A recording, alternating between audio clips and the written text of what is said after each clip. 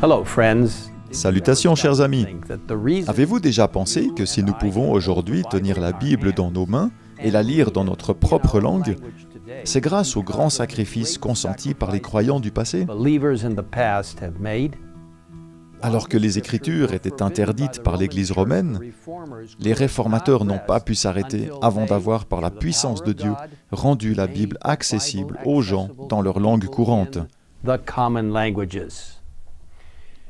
Alors que Martin Luther a fourni une Bible au peuple allemand en traduisant les Écritures en allemand, William Tyndale a été poussé par l'Esprit de Dieu à faire de même pour le monde anglophone. Plus de 200 ans auparavant, la Bible de Wycliffe avait été traduite à partir du texte latin qui contenait de nombreuses erreurs. En outre, le coût des copies manuscrites était si élevé que seules les personnes très riches pouvaient se les offrir. En 1516, Erasme, théologien hollandais, publia son célèbre Nouveau Testament en grec, qui servira de base à Martin Luther et à William Tyndale pour produire des traductions de la Bible, respectivement en allemand et en anglais. Tyndale était un étudiant assidu, un linguiste doué et un chercheur avide de vérité. Il apprit l'Évangile en lisant le Nouveau Testament d'Erasme en grec et prêcha sans crainte ses convictions, exigeant que toutes les doctrines soient vérifiées selon les Écritures. Sa prédication suscita un grand intérêt et de nombreuses personnes acceptèrent la vérité. Cependant, les prêtres étaient sur le qui-vive et dès que Tyndale quittait une région, il tentait de détruire son œuvre et souvent y parvenait. « Que faire » s'écriait-il. « Pendant que je sème en un lieu, l'ennemi ravage le champ que je viens de quitter. Je ne puis être partout à la fois. » Puis, réalisant quelque chose d'important, il déclara « Oh, si les chrétiens avaient en leur langue la Sainte Écriture, ils pourraient eux-mêmes résister aux sophistes. Sans la Bible, il est impossible d'affermir les laïcs dans la vérité. »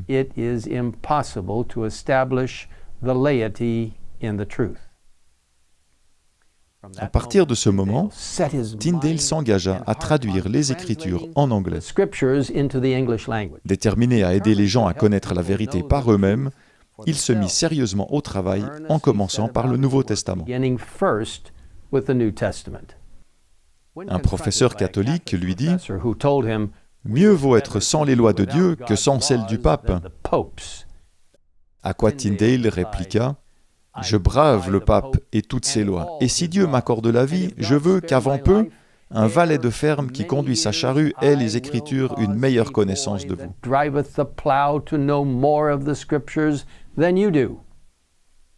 Contraint par la persécution de quitter son domicile, Tyndale se rendit quelque temps à Londres, où il poursuivit sa mission. Mais la violence l'obligea à nouveau à fuir, cette fois en Allemagne. Et là, malgré les difficultés, il acheva la traduction anglaise du Nouveau Testament et, en 1525, tenta de l'imprimer à Cologne. Malheureusement, juste après le début de l'impression, l'imprimerie fut attaquée et Tyndale dut s'enfuir dans la ville de Worms avec la traduction du Nouveau Testament partiellement imprimée. N'étant pas du genre à abandonner facilement, en 1526, Tyndale publia 3000 exemplaires d'une nouvelle édition du Nouveau Testament. Ces précieux exemplaires furent introduits clandestinement en Angleterre et se répandirent rapidement dans tout le pays. Pour tenter d'enrayer cette propagation, l'évêque de Durham acheta tout le stock de Bibles à un libraire avec l'intention de les détruire. Cependant, au lieu de faire du mal, l'argent de l'évêque fut utilisé pour acheter du matériel pour produire une nouvelle et meilleure édition de la Bible de Tyndale. Tyndale s'installa en Belgique, où il travailla à la traduction de l'Ancien Testament en anglais. Malheureusement, il fut trahi par un soi-disant ami qui le livra aux autorités. Emmené dans une prison froide et sombre dans un château de Bruxelles, il y passa les 16 derniers mois de sa vie. Même dans cet endroit lugubre, Tyndale supplia qu'on lui fournisse une Bible en hébreu afin de continuer à traduire l'Ancien Testament en anglais. William Tyndale fut jugé pour hérésie, reconnu coupable et condamné au bûcher. Au début octobre 1536, ce grand homme de Dieu fut conduit au bûcher, où il fut d'abord étranglé à mort et où son corps fut ensuite brûlé. Ses dernières paroles furent claires et nettes.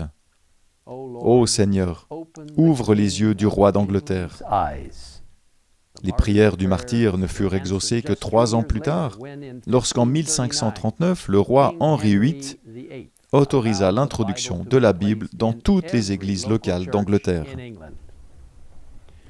Bien que sa vie ait été interrompue à l'âge de 42 ans, le travail de traduction minutieuse de William Tyndale eut un impact considérable.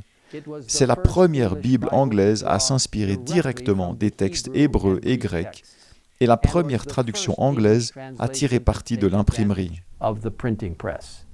Sa traduction fut utilisée pour ce que l'on a appelé la Grande Bible et la Bible des évêques, toutes deux autorisées par l'Église d'Angleterre.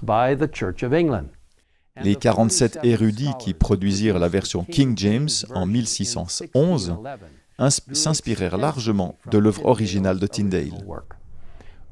Selon une estimation, le Nouveau Testament de la version King James est composé à 83% des mots de Tyndale et l'Ancien Testament à 76%. Dieu a utilisé cet homme de manière puissante pour répandre sa parole dans les pays anglophones du monde entier. Et cette parole a encore aujourd'hui un très grand impact. Le texte d'Apocalypse 2, verset 10, peut vraiment s'appliquer à la vie de William Tyndale et à tous ceux qui seront fidèles jusqu'à la fin. N'aie pas peur des souffrances qui t'attendent. Voici, le diable va jeter plusieurs d'entre vous en prison pour vous tenter, et vous connaîtrez la détresse. Sois fidèle jusqu'à la mort, et je te donnerai la vie comme prix de ta victoire. Si vous souhaitez en savoir plus sur ce grand réformateur qu'était William Tyndale, je vous invite à télécharger dès aujourd'hui votre copie gratuite du livre « La tragédie des siècles » sur le site indiqué sur votre écran. Prenons un moment pour remercier le Seigneur pour William Tyndale et d'autres comme lui, qui étaient prêts à tout donner, y compris leur propre vie, pour que les gens puissent avoir la précieuse parole de Dieu dans leur propre langue.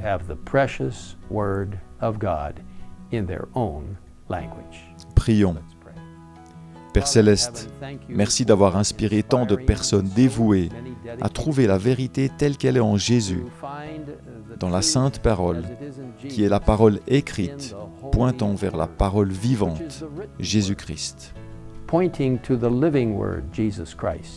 Seigneur, merci d'avoir inspiré des personnes comme William Tyndale et tant d'autres à défendre fermement la vérité biblique, même au prix de leur propre vie.